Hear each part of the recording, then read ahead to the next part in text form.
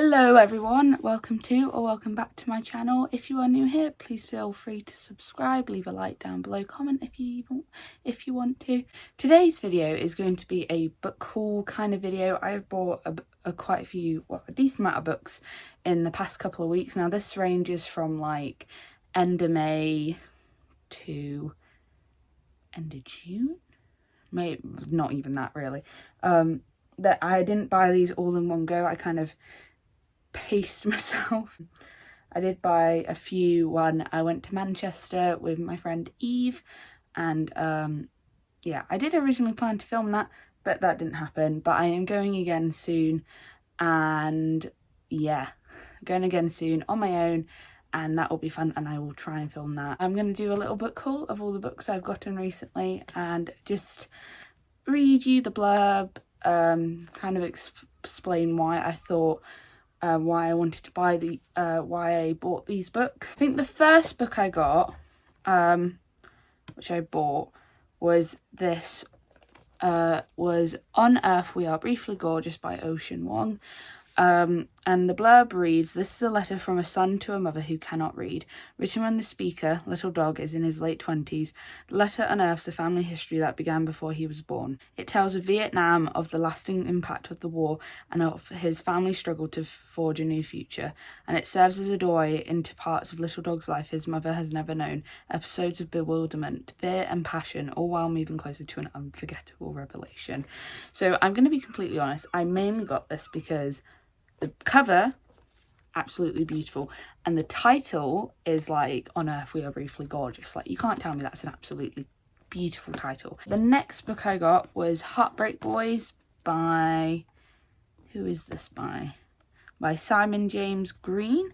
And this reads, "Jack's summer of love just became the summer of dumped. Nate is newly out and newly heartbroken. Together they're on a mission to prove to the world, or at least Instagram, that they're totally over their exes. But between dismal campsites and clapped out camper vans, is there a sparkle of something that might change this summer from insta-fake to forever?" But yeah, I'm really looking forward to reading this book. I just saw it and I was kind of like, bit of LGBT literature, I'm gonna read it. So the next book I got was Norwegian Wood by Murakami, and the blurb reads, "When he hears her favourite Beatles songs, Toru Wantabi recalls his first love, Nakuto, the girlfriend of his best friend Kazuki. Immediately he's transported back almost 20 years to his student days in Tokyo, adrift in a world of uneasy friendships, casual sex, passion, loss, and desire, to a time where impetuous young woman called Midori marched into his life and he had to choose between the future and the past." So I've heard a lot about this book, mainly from the YouTuber Jack Edwards.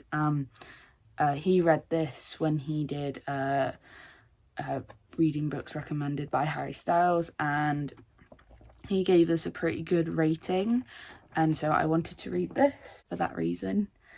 And yeah, I'm really excited to read it, and also I love the cover of it as well. It's kind of like a very simple cover.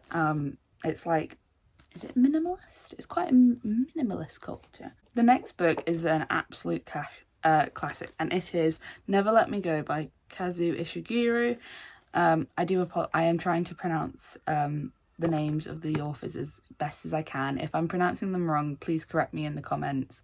This is a classic. It's more of a recent classic, like it's past century classic, if you know what I mean. And it's the winner of the Nobel. So Ishiguro was the winner of the Nobel Prize in Literature.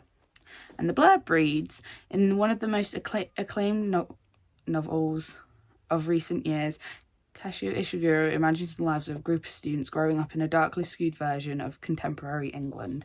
Narrated by Kathy, now 31, Never Let Me Go dramatises her attempts to come to the terms with her childhood in the seemingly idyllic Halsham school, and with the fate that has always awaited her and her closest friends in the wider world. Story of love, friendship, and memory. Never Let Me Go is charged throughout with a sense of the fragility of life." Yeah, this is a highly reviewed book, and I definitely think there's been an increase in people reading more Ishiguro because he very recently released Clara and the Sun, which was the first book I think he released in absolutely ages. But again, this book, a lot of these books actually I'm thinking I've picked up because they've been recommended by Jack Edwards, who is like one of the many people who keep on recommending books, and then I'm like, oh yes, I'll add that to my TBR list even though it's already long. The next book is another kind of TikTok-y book, I've heard, apparently, kind of because it's in the process of being made into a film, and that is My Policeman by Bethan Rogers. It is in the 1950s Brighton that Marion first catches sight of Tom. He teaches her to swim in the shadow of the pier, and Marion is smitten, determined her love will be enough for them both. A few years later in Brighton Museum, Patrick meets Tom. Patrick is besotted with Tom and opens his eyes to a glamorous, sophisticated new world. Tom is their policeman, and in this age it's safe for him to marry Marion. Two lovers must share him until one of them breaks and the three lives are destroyed. This sounds so good, and I'm really excited to read this. Again, this was recommended by Jack, and I think it's been kind of hyped up, read a lot on TikTok, I think. I'm not too sure if it's